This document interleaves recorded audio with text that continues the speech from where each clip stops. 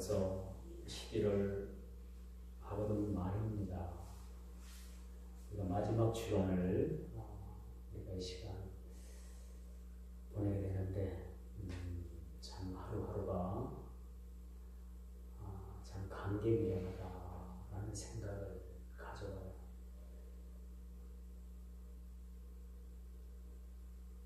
제가 목도에서도 그렇게 기도를 했지만 어느 시인이 그런 얘기를 하더라고요. 낙엽이 떨어져서 바람에 그렇게 가볍게 뒹굴 수밖에 없는 것은 그 낙엽이 그 나무를 위해서 자기의 온갖 진액을 나무에게 주고 자기는 이름도 없이 그렇게 떨어졌다라는 그런 표현을 하는 걸 봤어요. 상당히 좀 시적이지요. 그러니까 시인 아닙니까? 근데 어떤 분들은 그런 얘기를 해요. 이 낙엽 때문에 골치 아파 죽겠다고, 치워도 치워도 끝이 없다라고 그렇게 원망하고 불평하는 저 충북대학교 교내에서 청소를 하는 어떤 청소 아저씨의 말을 제가 인용을 했습니다. 두 사람이 낙엽 떨어지는 것을 똑같이 보고 표현한 말이 너무나도 달라서 제가 그렇게 한번 여러분들에게 말씀을 드려봤습니다. 여러분들은 어느 쪽이라고 생각을 합니까? 낙엽이 그렇게 가볍게 떨어져서 날 수밖에 없는 것은 그 자신을 나게 했던 잎으로 그렇게 피울 수 있게 했던 그 나무 때문이라는 사실을 알고 자기의 무거움을, 자기가 가지고 있는 진액을 나무에게 돌려주고 자기는 그냥 이름도 없이 떨어져 버린 겁니다. 저는 시적 감각이 되지 않죠? 근데 여기서 우리가 끝나면 안 돼요. 여기서 우리가 한 가지 느끼는 것이 있어야 돼요. 우리 예수님께서도 그 모진 고통의 나무 십자가에서 마치 낙엽이 그 진액을 나무에게 쏟고 떨어지는 그런 아픔을 겪은 우리 예수님을 생각해야 합니다. 참 여기서 우리가 나뭇잎 하나 떨어지는 것도 거기서 우리가 주님의 그러한 십자가의 교훈을 우리가 깨닫는다는 것은 참 은혜가 아닐까 그런 생각을 가져봅니다. 주님께서 우리에게 주신 그 사랑은요, 우리가 그 무엇을 가지고도 다 이것을 보답할 길이 없습니다. 그저 주님께서 우리에게 주신 은혜는 그저 감사함으로 우리가 받으면 돼요. 성경에도 우리 주님께서 그렇게 말씀하시죠. 너에게 내가 은혜를 갚을 만한 사람에게 은혜를 베풀면 그게 무슨 소용이냐. 은혜를 베풀어서 갚지 못할 사람의 형편이 있는 사람에게 은혜를 베풀면 그것이 얼마나 귀한 것이냐. 은혜를 받았다고 그 은혜를 다시 갚는 사람이면 별로, 그렇죠? 근데 여러분, 우리 십자가의 구원의 도리는요, 말할 수 없는, 우리가 갚을 수 없는, 형용할 수 없는 은혜를 받은 겁니다. 그게 하나님의 구원이고 은혜인 거예요. 우리가 무엇을 가지고 하나님 앞에 구원에 참여할 수 있겠어요? 없습니다. 그저 감사한 마음. 여러분, 예를 들어서 우리가 구원이라는 것이 어떤 조건부를 내건다라면 우리는 그 기준에 미칠 사람이 하나거든요. 예를 들어서 우리가 믿음의 신앙이 어느 정도 레벨까지라고 그 레벨을 정해준다면 그 레벨까지 도달하기까지 물론 도달하는 사람도 있겠지만 도달하지 못하는 사람은 어떻게 해야 돼요? 지옥 가야 되는 거 아니에요? 중간에 있다가? 그렇죠? 중간에 있다 더 지옥 가야 돼요. 우리는 그 무엇을 가지고 하나님의 은혜를 바꿀 길이 없습니다. 그저 은혜로 받았으면 감사한 마음으로 받으면 되는 겁니다. 그게 하나님의 은혜고 구원인 것이죠. 그렇죠?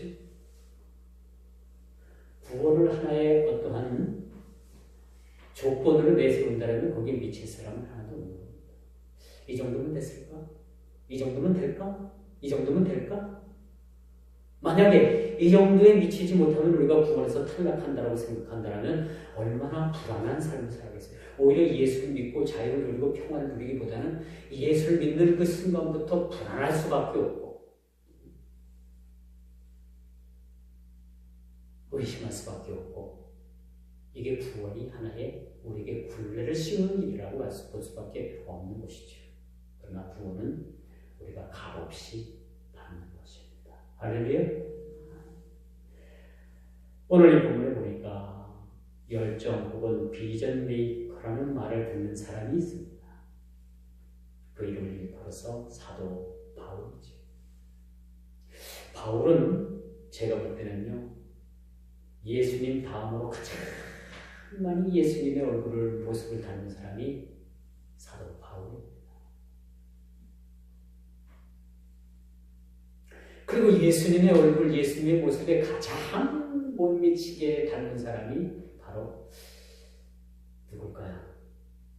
바로 저입니다. 오늘 본문을 저는 연구하면서 그런 말씀을 생각을 했어요. 아, 이 사람이야말로 열정을 가진 사람이고 이 사람이야말로 비전 메이커라 라는 생각을 가집니다. 그는 하나님의 마음을 참 많이 공유했던 사람이에요. 그래서 제가 그를 비전 메이커라고 감히 말할 수가 있는 것입니다. 왜 제가 이런 말씀을 드리느냐? 여러분들이 그렇게 생각할 수도 있어요. 아, 뻔하지 뭐. 사도 바울과 같이 여러분들도 그렇게 살아야 되고 여러분들도 사도 바울처럼 비전 메이커가 되고 여러분 모두도 사도 바울처럼 그런 열정을 가진 믿음의 신앙이 되어라는 것을 여러분들에게 우리에게 말하려고 목사님 그렇게 말씀하시는 거겠지. 그래서 성도에 그렇게 장황하게 그렇게 많은 언어를 늘어놓으면서 그렇게 말씀하실 거야. 그렇게 말씀할 수도 있겠지만 여러분, 우리가 하나님의 마음을 닮아간다는 것은, 주님의 마음을 우리가 닮아간다는 것은 참 귀한 것입니다. 귀한 것입니다.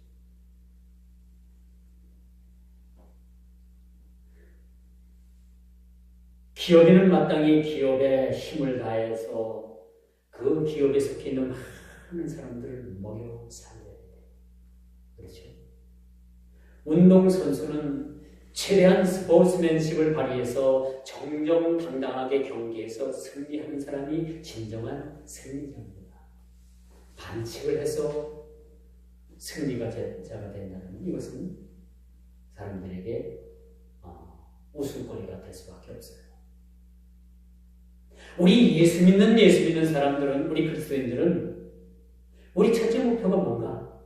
주님의 모습을 닮아가는 거예요. 주님의 성품을 담고 주님의 품성을 담고 우리가 하나님과 공동된 그런 하나님의 성품이 있죠. 그 성품을 우리 속에서도 드러나야 되는 거예요. 인격적으로 하나님의 성품이 우리 삶 가운데 드러나야 되는 거예요. 수십 년 예수 믿어도 우리의 모습이 변하지 않는다면, 우리의 성품이 변화되지 않는다면 이건 뭔가가 문제가 있는 것입니다. 우리가 예수를 믿으면 우리의 성품이 변화됩니다. 어떤 사람은 안 변한다고 얘기를 하는데 변합니다. 왜 그러냐면 주님과 나와의 신비적 연합을 통해서 주님의 몸을 우리가 이루고 있잖아요. 우리는 우리 몸을, 여러분 그 조사를 해보면, DNA 검사를 해보면 영적으로 주님의 DNA가 우리 몸속에도 DNA가 그 속에 속해 있어요. 놀랍죠? 영적으로 볼 때 그렇대요. 뭐 천주교에서 화채설을 주장을 하는데 그것은 아니고 영적으로 볼 때 우리는 주님과 같은 그러한 신비적 연합된 우리 몸을 가지고 있다는 것을 우리가 알게 되는 것이죠. 여러분, 신앙은 그래서 환경이 열악함이 문제가 아니라 그 환경을 어떤 눈으로 어떠한 믿음의 신앙으로 바라보느냐에 따라서 그 환경이 우리에게 상당히 좋은 영향을 끼칠 수도 있고 나쁜 영향을 끼칠 수도 있는 거예요. 제가 지금으로부터 6년 전에 그 종합 의료보험에서 하는 종합 검사를 받았는데, 그때는 이제 마취를 하지 않고 그냥 한번 해보겠다 해가지고 위내시경을 했는데, 의사가 저에게 화를 내요. 막 화를 내요. 그것도 못 참나고. 제가 비위가 약해가지고 막 헛구역질을 여러 번 하니까 이 내시경을 하지 못하고 억지로 간신히 맞췄어요. 그러고 난 다음부터 돈이 조금 들더라도 그냥 수면 내시경을 좀 하자 해가지고 4년 전에 수면 내시경을 하니까 얼마나 편한지 몰라요. 어제 제가 종합검사를 받고 왔어요. 우리 내시경을 수면 내시경을 했는데 그 수면 내시경을 하는 데까지 들어간 것까지는 기억이 나는데 그래서 한참 기다렸어요. 그래서 정신을 차리고 있다가 어느 순간 잠이 들었는데 깨어보니까 제가 회복실에 나와 있더라고요. 그래서 이거 내가 지금 검사를 한 건가? 여기 그냥 다시 와 있는 건가? 그럴 정도로 그 정도도 모를 정도로 제가 검사를 끝내고 회복실에 와 있는 것을 볼 수가 있었어요. 그래서 얻은 결론이 그거지. 돈이 좋긴 좋은가 보다. 그죠? 그냥 생짜로 위내시경을 하려면 몇천 원 안 들어가요. 공짜예요. 공짜. 근데 수면 내시경을 하니까 한 7만 원, 8만 원 꼴 정도 들어가더라고요. 약값까지 해서. 그래도 그렇게 하고 나니까 좀 수월하게 내시경을 받을 수가 있었어요. 이제 대장 내시경까지 했구나. 대장까지 하니까 되게 비싼 모양이에요. 그렇게 제가 검사를 마쳤습니다만, 자, 우리가 신앙도 마찬가지입니다. 신앙도 우리가 어떤 믿음의 신앙을 통해서 우리가 믿음의 눈으로 환경을 바라보느냐에 따라서 우리의 믿음의 눈이 바뀌면 하나님께서는 우리 환경이 바뀌는 것이 아니라 우리의 믿음의 눈이 바뀌기를 원하십니다. 근데 많은 사람들은 그렇게 생각하지 않습니다. 환경이 바뀌기를 원하는 거예요. 근데 하나님은 환경이 바뀌는 것 이전에 우리의 믿음의 눈의 시각이 먼저 바뀌어질 때 환경도 따라서 바뀌어질 수 있다는 것을 우리가 보게 되는 것이죠. 여러분, 생각의 차이를 압니까? 긍정적인 생각의 차이와 부정적인 생각의 차이는요, 한 단어 속에서 그것이 묶여져 있는 것 같지만 엄청난 그런 차이를 가지고 있다는 사실을 우리가 알게 되는 거예요. 그래서 여러분, 우리가 늘 믿음의 신앙은 이 긍정적인 마인드를 가지고 우리가 신앙생활하는 게 참 좋습니다. 우리 세상을 살아도 그거예요. 세상을 살아도 늘 긍정적인 마음, 긍정적인 마인드를 가지고 우리가 세상을 살아가면요, 세상이 훨씬 더 아름다워 보이고 훨씬 더 세상에 할 일이 많이 보입니다.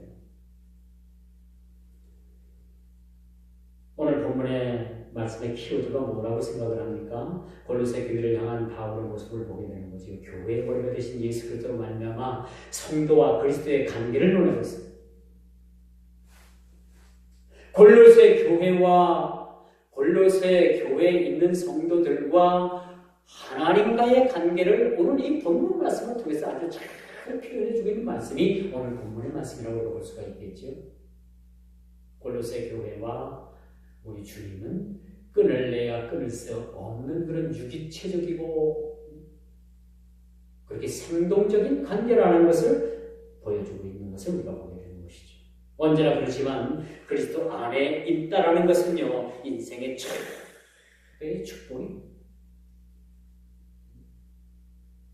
예수 주 안에 있다라고 하는 것은 인생에 있어서 가장 큰 축복을 우리가 받아 누리고 있다고 우리가 볼 수가 있습니다. 우리 안에 예수가 거하시고 우리 안에 예수 그리스도가 있는데 우리가 뭐 더 큰 축복을 우리가 바랄 수 있겠습니까?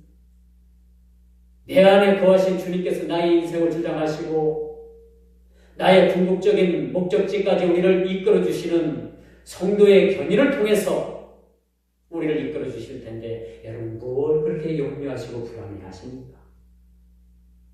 주님께서 여러분들을 책임져 주시겠다는데 주님께서 여러분 모든 삶을 주장해 주시고 끝까지 책임져 주시겠다는데 뭘 여러분들이 더 염려를 하고 계십니까? 그런 의미에서 좀 속된 말이지만 염려 붙들어 내 시기를 주의 이름으로 축원드리겠습니다. 염려, 근심, 걱정 붙들어 매십시오.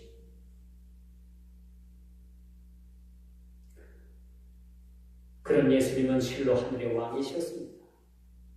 온 우주 만물의 왕이셨던 그 하나님, 그 하나님 자기의 동등됨을 취하지 아니하시고 스스로 왕관을 벗어 놓으시고 이 땅에 가장 낮은 자리로 그것도 우리를 섬기기 위해서 이 땅에 오셨다라면 여러분 믿으시겠습니까? 그것이 바로 우리 주님의 강림, 우리 주님의 강림하심이 바로 그런 모습으로 이 땅에 오셨다는, 스스로 왕의 자리를 버리시고 이 땅에 오셨다라면 여러분 어떻게 생각할 수 있겠습니까? 요즘 사법부라는 그 부서가 사법부가 굉장히 곤란을 겪고 있잖아요. 전에 그 무슨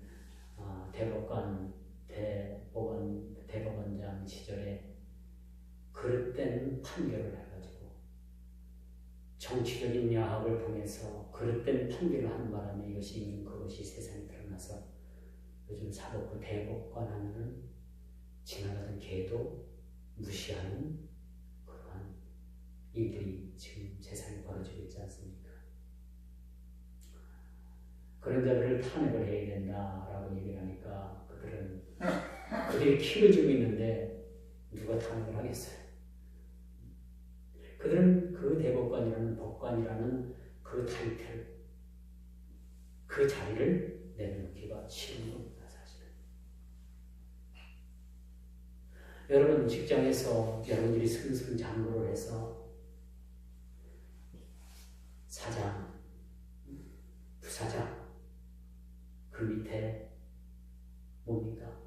정무이사, 상무이사, 부장, 쭉 여러분들은 직급까지 올라갔다고 생각해봐요.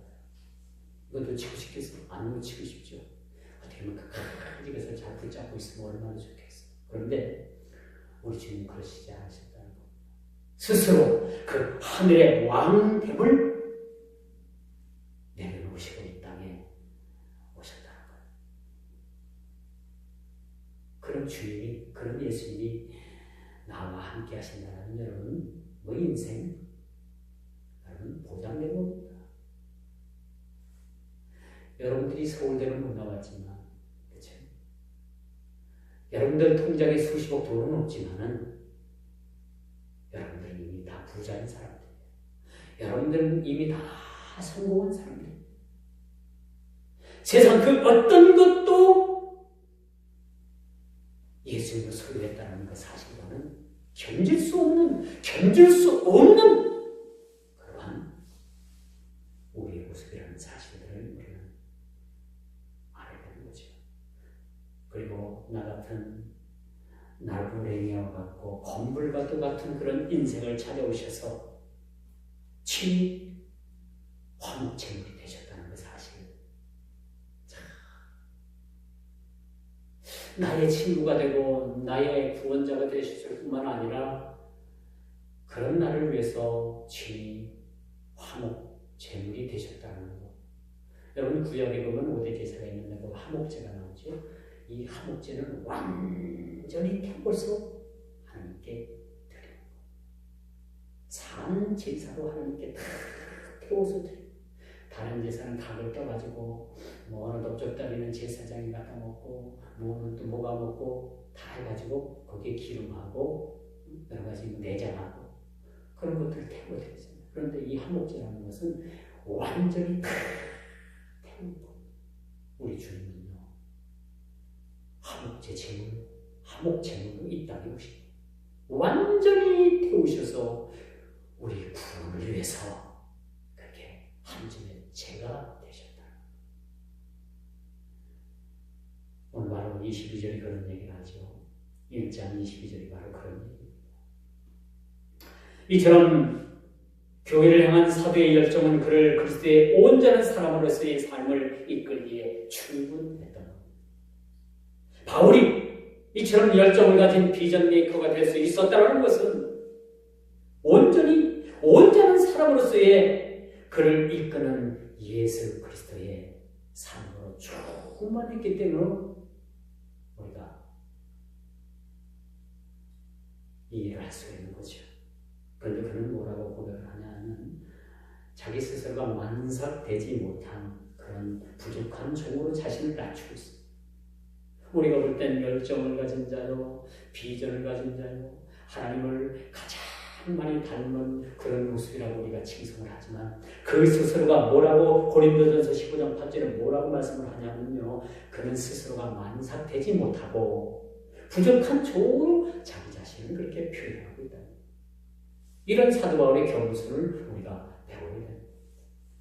우리 주님께서도 이 땅에 오셔서 30년간 그 부모님을 섬길 때, 육적인 그 부모님을 섬길 때 참으로 겸손한 마음으로 섬기셨어요.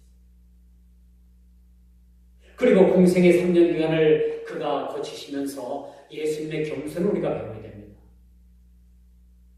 그는 여러분 이 복음서를 보게 되면요, 예수님 앞에 치료받겠다고 나온 사람들 중에서 한 사람도 치료받지 못하고 돌아간 사람이 없습니다. 없어요. 주님은 겸손하셔서 오는 자마다 다 밤이 됐든 밤중이 됐든 다 치료해서 돌려보내셨습니다. 주님은 얼마나 겸손했든지 친히 팔을 걷어붙이시고 양동이에 불을 떠다가 제자들의 발을 씻겨주십니다. 처음에는 막 제자들이 발을 뻗어요. 안 됩니다. 못합니다.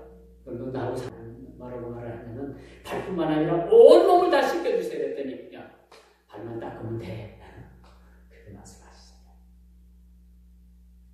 저는 이걸 보면서 이렇게 죽기까지 낮아지신 주님의 그 겸손하심. 여러분 아닌 여러분 다른 사람에게 발을 씻겨준 적이 있어요? 발. 어릴 때 제 부모님이 어릴 때 꽤나 많이 제 발을 많이 씻겨주셨어요. 어리니까 그런가 봐요. 아니면 발을 안 씻고 꼬약꼬약 때가 꼬인 발을 가지고 돌아다니니까 부모님이 붙잡고 발을 씻겨줬는지 모르겠습니다만 어쨌든 제 기억으로는 부모님이 어머니가 제 발을 이렇게 따뜻한 물을 데워가지고 씻겨주는 생각이 제가 지금도 기억을 합니다. 부모니까 할 수 있는 거죠. 그렇죠? 근데 여러분과 전혀 상관이 없는 사람에게 발을 씻겨준다는 것은 쉬운 일은 아닙니다. 여러분 스스로가 낮아져서 남이 다른 사람의 발을 씻겨준다는 건 쉽지 않습니다. 부부 사이도 마찬가지예요. 발을 씻겨주는데 괜히 조금 좀 이상하게 어색해요. 씻겨주는 게 얼마나 어색한지 몰라요. 근데 주님은 친히 발을 씻겨주시고 말미암아 너희들도 이와 같이 섬겨라 라는 말씀을 우리에게 교훈 줍니다. 이렇게 우리는 내려놓을 것들이 너무나도 많이 있습니다. 복음을 위해서 자신의 삶을 불토와 같이 내려놓는다는 것은 쉬운 일이 아닙니다. 섬김을 위해서 내 자신을 내려놓는다는 것은 그렇게 쉬운 일이 아닙니다. 알량한 그 자존심 때문에 우리는 그렇게 하지 못할 때가 얼마나 많이 있는지 몰라요. 그리고 또 기득권 때문에 여러분 시시비비가 얼마나 많이 있습니까? 요즘 가만히 보니까 이 법원만 먹고 살겠더라고요. 경찰서, 법원 그쪽만 먹고 살겠더라고요. 얼마나 이 시시비비가 잦은지 웬만하면 다 소송하니 웬만하면 그렇죠. 요즘 정치가들, 정치인들 요즘 뭐 좀 시끄럽지 않습니까? 옛날에는 뭐 그냥 말도 못하던 일들이 지금은 뭐요? 조금만 틈만 나도 다 그거 가서 법정을 끌고 가가지고 서로 물고 뜯고 물리고 여러분 이런 시시비가 얼마나 많은지 몰라요. 그 예수를 믿는다는 것은요, 여러분 우리가 거친 일임에도 불구하고 그것을 덮어줄 수 있는 그런 아량이 사실 우리 그리스도인들에게 필요합니다. 예수님은 법정까지 가지 말라고 말씀합니다. 가능하면 법정 갈 일을 길에서 만났거든 얼른 사과 얼른 길에서 빨리빨리 해결하라고 했지 법정까지 가지 말라고 하잖아요. 그렇지? 근데 요즘 교회도 그렇지 않아요. 교회나 교파나 교단이나 어느 교파를 초월해서 다 법정까지 가가지고 판사 앞에 가가지고 하나님이 어쨌네, 예수님이 어쨌네, 교회가 어땠네, 목사가 어땠네, 장로가 어땠네, 권사가 어땠네 그런 재판하고 앉았어요. 그런 재판하고 이거 주님께서 보시기엔 통탄한 일 아닙니까? 통탄한 일. 가능하면 법정까지 가지 말라는 얘기예요. 얼른 길에 가서 만났거든 얼른 원수간에 서로 화해하고 거기까지 가지 말라는 얘기예요. 근데 요즘은 뭐 보니까 교회가 어느 교회를 막느라고 다 법 앞에 가서 그것을 믿지 않는 판사 앞에 가서 참 하나님을 믿는 사람들이 하나님의 그 공법을 무시하고 법을 무시하고 세상 사람들에게 판결을 받는다는 게 여러분 이거 있어서는 안 되는 얘기 또 해서도 안 되는 얘기들이라고 이런 말씀드릴 수가 있습니다. 조금 내 욕심을 내려놓으면요 길이 보입니다. 내 주장에서 한 발 물러서면요 서로 양보하고 타협할 수 있는 길이 보이는 거예요. 근데 사람들은 그렇게 하려고 하잖아요. 전도 손해보려고 하지 않습니다. 우리 주님은 저와 여러분들을 위해서 얼마나 많은 것을 포기했는지 몰라요. 심지어는 목숨까지도 이렇게 포기했습니다. 하늘의 왕의 자리를 포기하시고 이 땅에 오셨다는 사실.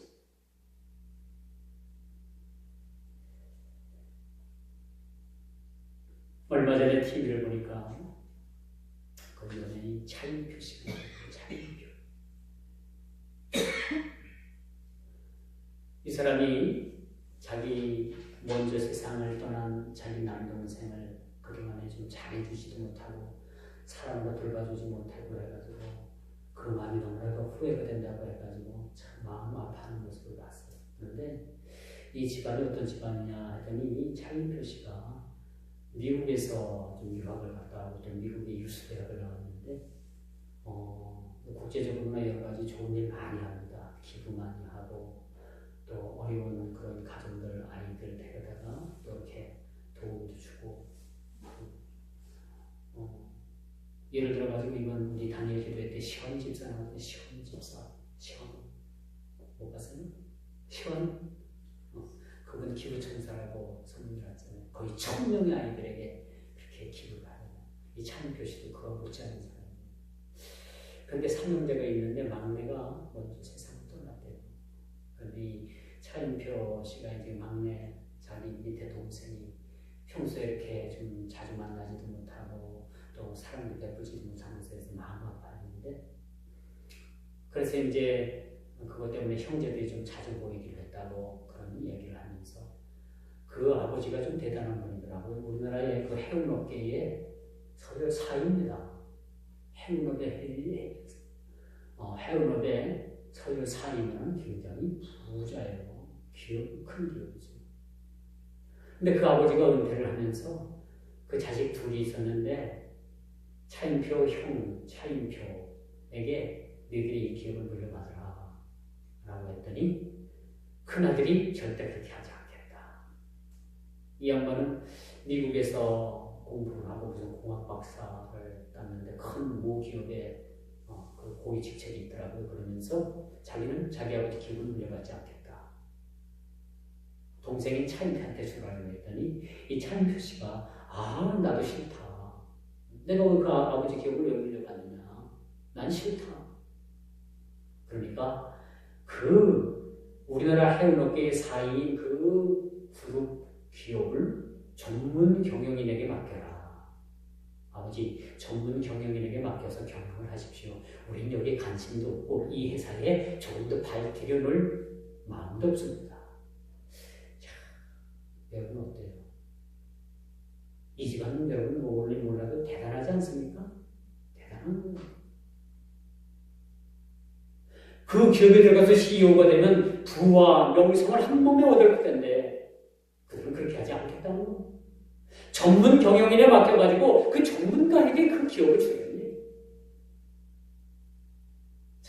얼마나 아름다운 마음을 가상입니까? 이게 저는 예수님의 마음이라고. 우리나라에서는 적어도 이런 말은 잘 못 들어봤고 외국 기업에서는 그런 말은 제가 들어봤는데 우리나라 기업을 운영하는 그 자녀들이 그런 생각을 가지고 있고 그런 마인드를 가지고 있다는 그 사실에 대해서 저는 놀랐습니다. 사실. 야, 이런 일도 있네. 그렇게 해서 그 기업을 전문 경영인들이 경영을 한다고. 참 너무나도 아름다운 사실을 보게 됩니다. 그렇지만 우리나라 일류 기업인 S기업, 무슨 삼바라고 해가지고 문매를 두드려 맞잖아요. 그런 기업과는 다르다는 얘기죠. 불법으로 그렇게 후계자가 되고 불법으로 기업을 물려받고 우리나라 유수 기업들이 다 그래 보니까 이 LG나 삼성이나 보니까 SK나 별거 다르게 하나나 모든 것들이 다 보니까 그 자식들에게 물려줄 때는 아주 엄청난 불협화음, 불법을 자행하면서 그렇게 물려주더라고요, 자식들. 참 그런 모습을 보고 좀 씁쓸해하지만은 이 차인표 씨 이 가정을 보고 저는 참 그래도 한국에 이런 기업이 있고 이런 가족이 있고 이렇게 이런 생각을 가지고 있는 사람들이 있는가라는 것에 대해서 놀랐습니다. 차인표가 아주 독실한 기독교인입니다. 독실한 기독교인이고 그 부인 누구지? 그분도 상당히 아주 크리스찬 중에 크리스찬이라고 볼 수가 있겠죠. 뭔가가 우리가 이 그리스도인이라면 우리 크리스찬들은 이런 세상을 향해서 이런 영향력을 사실 발휘해야 되는 거예요. 그렇죠? 교회 안에서만 이 우물 안에 개구리 마냥 교회 안에서 하고 진작 바깥에 나가서는 우리가 비치고 소금인 역할을 감당치 못하고 우리 주님은 그렇게 우리를 보고 그렇게 살지 말라고 한 거예요. 그렇게 살아서는 안 된다고 했습니다. 교회 안에서 바글바글하고 교회 나가면 그냥 이름도 없이 흔적도 없이 그런 흙먼지와 같은 존재가 아니라 너희는 세상의 소금이요 너희는 세상의 빛이요 가서 빛을 발하고 소금의 짠맛을 내라라고 이렇게 말씀하시는 것이죠. 그런데 요즘 많은 그리스도인들이 그렇게 살지 못하는 것에 대한 것에 대해서는 상당히 저는 유감이라고 생각합니다.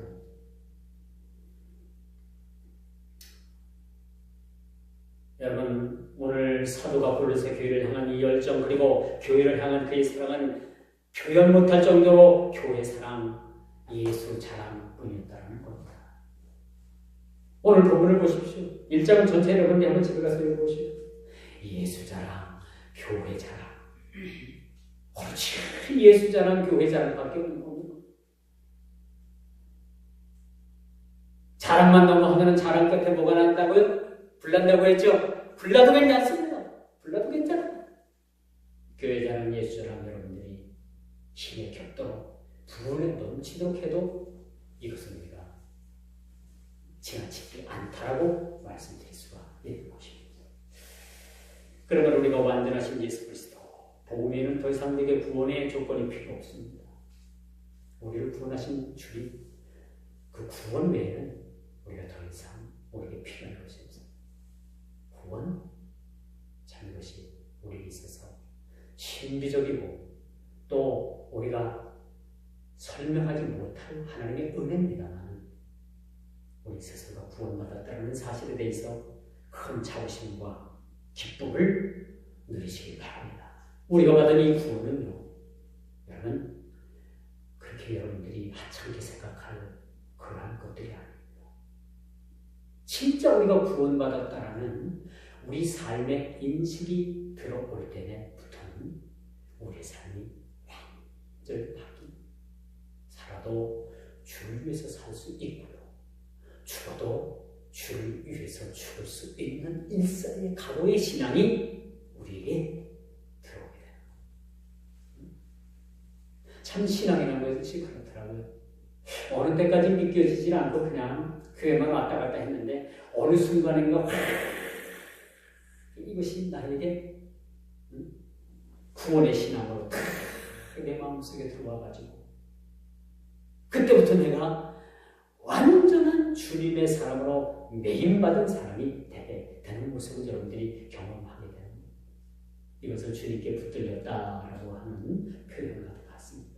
아직도 여러분 우리 성도들 가운데는 주님께 붙들리지 않는 믿음의 신앙이 있다면 이 시간 주님께 붙들리는 믿음의 신앙이 되시기를 주 이름으로 축원드리겠습니다. 여러분들이 붙잡는 것이 아니라 주님께서 붙잡아 주실 때 여러분들이 온전히 사로잡힘으로 붙들림으로 여러분들이 내 힘을 당할 때 그때부터 진짜 예수쟁이가 돼요. 여러분들이 예수를 믿으면요 적어도 세상 사람들로부터 예수쟁이 소리를 들을 수 있어야지만이 진짜 예수쟁이에요. 딱 보니까 저 사람 교회 다니는 사람 같기도 하고 안 다니는 사람 같기도 하고 뭐 연말에 뭐 보니까 연말에 하는 해가 뭐예요? 막년이죠. 막년에 하는 거 보니까 뭐 그냥 맥주 한 잔 들이키는 것 같고 어떨 때 보니까 또 뭐 술도 안 먹는 것 같기도 하고 이 세상 사람들 기준에 여러분들이 들어갔다 나갔다 하면 사실 곤란한 거예요. 세상 사람들이 여러분들을 확실하게 예수쟁이라는 도장을 찍는 날까지 여러분들은 확실한 그런 믿음에 거하시기를 주님으로 축원드리겠습니다. 요즘 저희 교회 입구에 자주 이 푸른한 신문 쪽지가 자꾸 우리 교인에 끼워져 있어요. 저는 그걸 볼 때마다 상당히 기분이 좋지 않습니다. 보도 않고 그냥 획치고 내버려요. 일부러 가서 획치고 내버립니다. 혹시 숨어서 볼까봐. 보면은 다시는 안 먹겠지 하는 마음으로 그냥 보도 않고 저거 하고 획치고 던져요. 오다가 교회 바깥에다가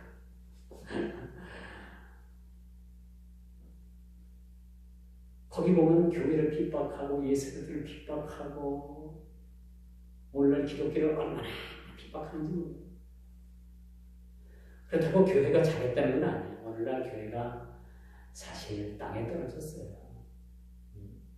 너는 할 거죠. 과거에는 여러분 너만 딱 새겨가지고 제가 목사입니다. 오늘 목사입니다. 그러세요 하는데 요즘 모형 그런 반응이 많아요. 예전에는요 그 음주운전 측정을 해도 제가 교회 목사입니다. 그러면 그러세요. 가세요. 그랬는데 지금은 부세요? 제가 교회 목사입니다. 아니 요즘 교회 목사들도 술, 담배 다 하던데요. 뭘. 저 앞전에도 교회 목사라고 했는데 하도 안 불라 그래서 억지로 경찰서까지 끌고 가서 불었는데 음주 측정을 했는데 그게 나와가지고 면허 취소됐어요. 그런 얘기를 합니다. 서슴없이 경찰은. 그러니 누가 누구 탓을 하겠어요? 누가 누구 탓을 하겠어요? 이게 지금 세상이 이 지경까지 됐습니다. 사실은. 이젠 교회로서의 자정 능력을 상실한 지 오래입니다. 사실. 자, 그렇다고 해서 우리가 여기서 주저앉을 거냐? 이제는 회복해야 된다. 우리 것들라도 회복해야 된다. 우리 것들라도 모범을 보이는 그런 삶이 우리에게 필요합니다. 복음의 본질을 훼손하고 사탄의 이론을 싣고 이렇게 푸른한 그런 전단지를 돌리고 이런 모든 자들이 다 사탄의 회라는 사실입니다. 사도 바울은 단호하게 유대주의자들 가운데 복음을 폄하하고 너희들이 십자가에 달리신 예수만 믿어서 구원받을 수 있느냐? 아니다. 우리 조상들이 시내 산에서 받은 율법을 너희들이 지키고 너희들이 할례를 받아야지만이 그런 완벽한 구원이 된다라는 그런 잘못된 복음의 교리, 우리는 이것을 배척을 합니다. 이것은 예수님을 두 번 십자가에 못 박는 일이고 예수님의 십자가의 그 죽음을 헛되이 돌리고자 하는 사탄의 무리들이 그렇게 행하는 모습이라는 것을 알고 우리는 단호히 물리쳐야 돼요. 단호히 우리가 대처를 해야 됩니다. 이제 마지막으로 하늘이 무너져도, 여러분 이 3대지 제목 가운데 하늘이 무너져도라는 제목의 말씀을 붙여봤습니다. 그 다음엔 어떤 문구가 우리에게 따라올까요? 하늘이 무너져도 솟아날 구멍은 있다. 우리 그리스도인들에게는요, 하늘이 무너져도 여러분 솟아날 구멍이 우리에게 있는 겁니다. 그것은 우리 스스로에게 있는 것이 아니라 우리 주님께서 우리 인생을 막다른 골목으로 몰아붙이셨다가도 거기서 우리를 건져내시는 하나님이심을 믿으시기 바랍니다. 여러분 예수 믿으면서 왜 이렇게 아픕니까? 왜 이렇게 아픈 일들이 많이 있어요? 그것은 모가 난 우리의 모습들을 둥글둥글하게 다듬는 하나님의 다듬의 정이 정 아니죠, 정. 이렇게 다듬어가지고 이렇게 아주 이렇게 모양을 내는 정.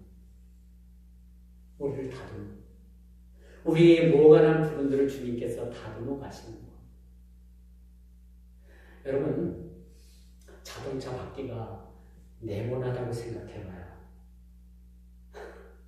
그 자동차를 타고 가다가 뭐 어떻게 돼요? 허리 다 잡죠, 허리 다 잡. 근데 자동차 바퀴가 동그라니까 어때요? 타고 가도 그렇게 큰 영향 없이 아주 승차감이 좋아요. 마찬가지입니다. 우리가 예수 믿기 전에는 이렇게 모가 난 사람들이었어요. 근데 예수 믿고 나니까 점점점 우리가 동그랗게 자동차 바퀴처럼, 자동차 핸들처럼 동그랗게 변해가는 우리 모습을 보게 되는 겁니다. 주님은 우리가 수없이 우리가 주님 앞에 설 때까지 이렇게 우리를 다듬어 가시는 하는 것이죠. 우리의 모가 난 부분들이 하나하나 떨어져 나갈 때마다 우리는 아픔을 느껴도 그것이 우리에게는 종국적으로 우리를 다듬는 하나님의 손길이라는 사실들을 우리가 알게 되는 것이죠. 우리 그리스도인들에게는 인생의 반전의 역사를 하나님께서 써내려 가시는 겁니다. 우리 인생이 왜 이 모양이냐고요? 왜 나만 이런 고통을 당하냐고요? 왜 나만 이러냐고요? 이게 여러분 찬양곡의 하나의 가사입니다. 제가 한 말 아니에요. 왜 나만 겪는 고통이냐고요? 아니에요. 그것은 하나님께서 우리를 다듬어 가시는 하나님의 가정이라는 사실을 우리가 깨달아 알 때, 그것이 우리 인생의 반전의 역사를 쓰기 위한 하나님의 정지작업이라는 사실들을 우리가 깨달아 우리 모두가 다 그 하나님의 뜻에 순응하는 자들이 다 되어야 될 것입니다. 아무리 좋은 환경에 살아도 점차 그것들로 하여금 채워지지 않는 영혼의 크기를 우리가 느끼게 되는데,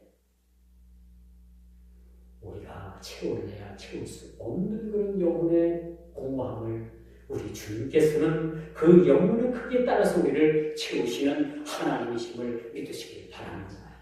여러분, 세상에 아무리 많은 것을 가지고, 아무리 좋은 자동차, 아무리 좋은 저택, 아무리 좋은 그런 많은 것들을 누리고 살아도 우리는 거기서 만족할 수가 없어요. 얼마 동안은 만족할 수가 있겠죠?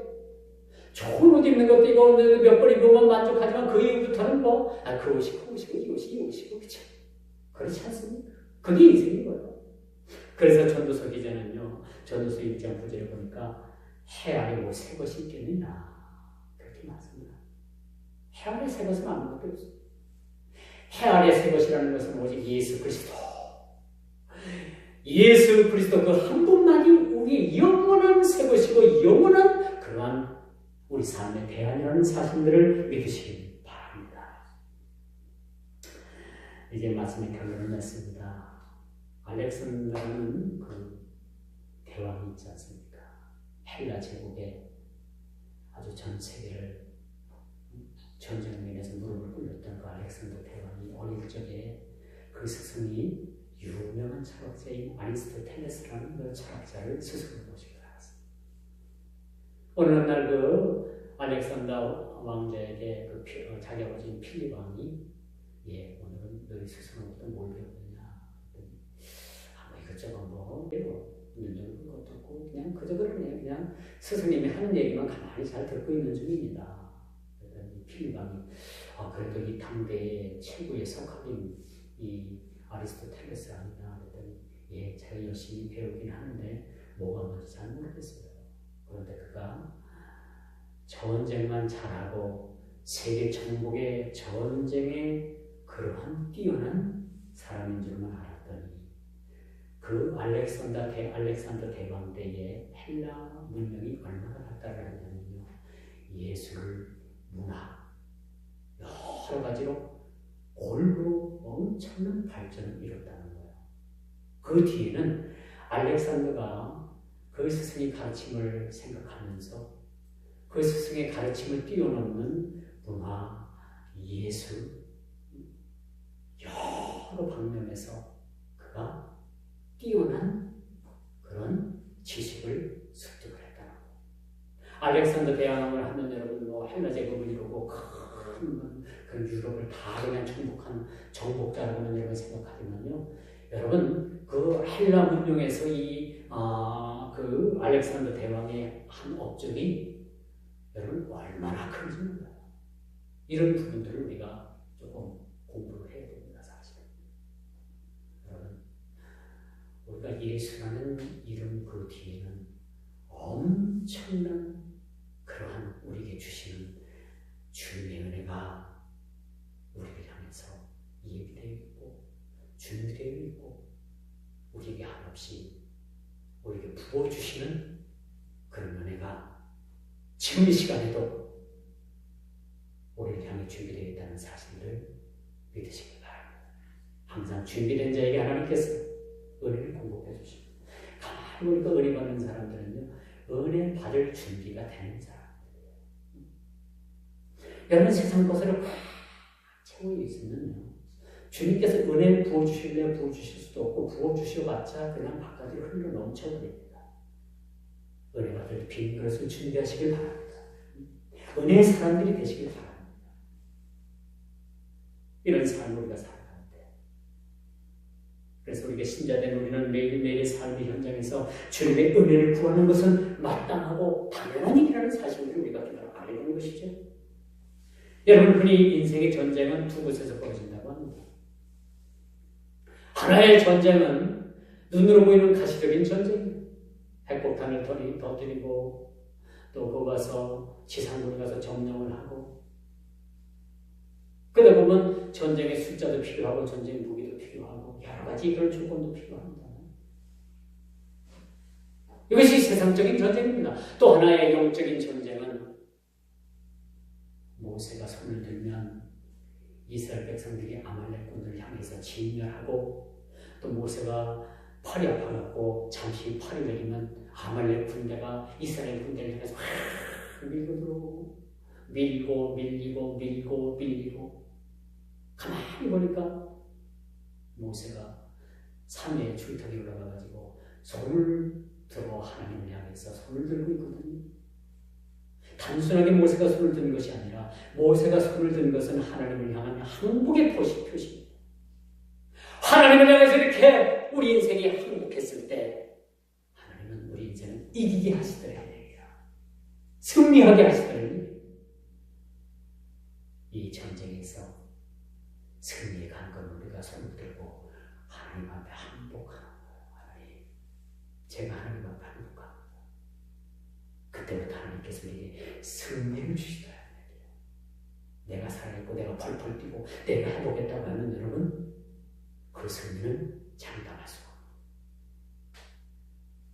이런 사실을 우리가 깊이 깨달아 하나님 앞에 전쟁은 전략과 군대의 숫자가 아니라 전쟁에서 항복하면 패하는 것으로 간주하지만 영적인 전쟁은 하나님 앞에 항복하는 것으로서 인해서 그것으로 우리가 승리할 수 있다는 사실들을 성경은 우리에게 가르쳐주고 있습니다. 오늘 우리 만유의 주제이신 예수 그리스도 그것만이 우리 인생의 답이라는 사실들을 깊이 깨닫고 주님께 모든 것을 맡기고 주님께 나갈 수 있는 우리 모든 믿음의 백성 되기를 주님의 이름으로 축원하면서